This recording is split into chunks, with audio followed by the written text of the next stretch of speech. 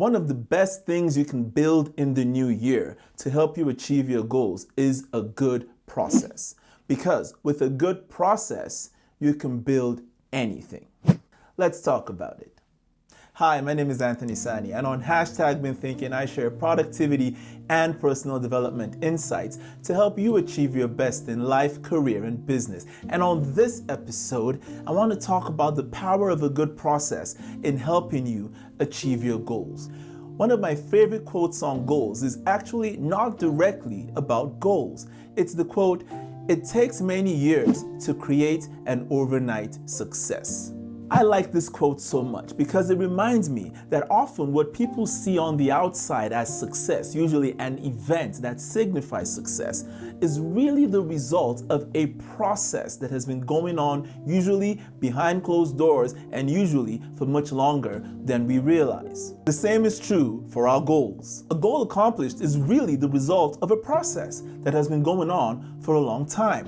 People see the goal achieved, but they don't see the process. Yet, without the process, there would be no results. That is why as we get into the new year and you start to work on your goals, I want to encourage you to not fixate too tightly, don't focus too much on the results of your goals. And yes, I know, result orientation is a big part of goal setting. Heck, the R in SMART stands for result oriented.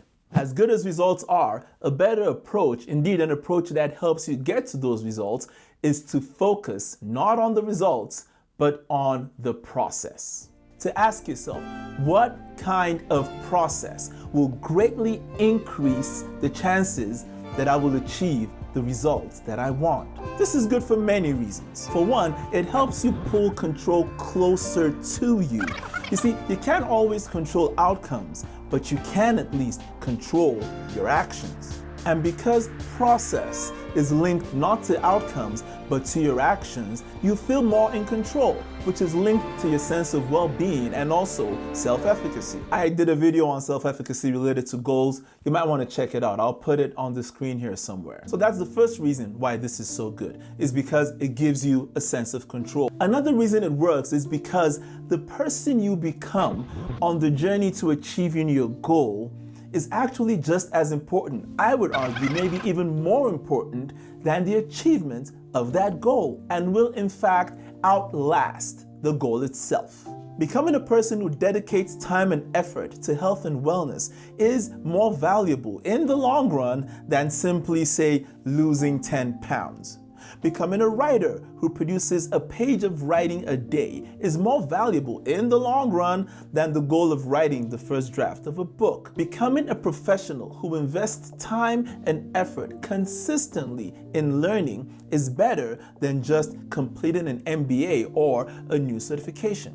But while getting a sense of control through process is great, and also becoming a better person through process is definitely desirable, the real genius is by committing to a process instead of fixating on a goal, you also increase the chances that you will actually achieve that goal. But now it is more like a byproduct, albeit a valuable byproduct of becoming the kind of person that has or gets the kind of thing that you want. But the question becomes, how do I create a good process? I'm glad you asked. Two approaches I recommend: output per time and input per time. Let's unpack these with a few examples. Let's use writing. If you set an output per time process, such as, say, write 500 words every weekday in my office before noon, the output is the 500 words, and you get immediate feedback. And by noon, you can easily tell if you have 500 words or not. Output per time is great for goals that give you immediate feedback. But for something like exercise, where you don't get immediate feedback, right? It's not like you're going to suddenly become ripped after 15 minutes of working out or lose all the weight you want after 15 minutes on the treadmill. No, for something like that, I recommend what I call an input per time process, because the feedback loop takes longer. So instead of setting an output process, you do an input process. Say, for example, I will work out 45 minutes 3 times a week. This is great for motivation because as long as you do the process, as long as you do the input in the time, you win.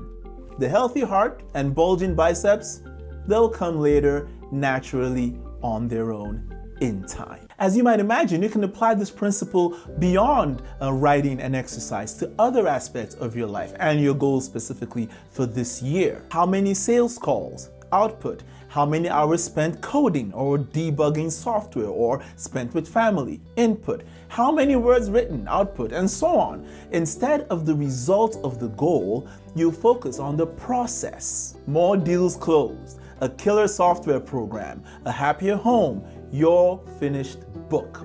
Work the process and the products will come as a matter of course. Until the next episode, I am Anthony Sani, encouraging you, be your best, do your best, set processes, don't think too much about results, and I will see you in the next video.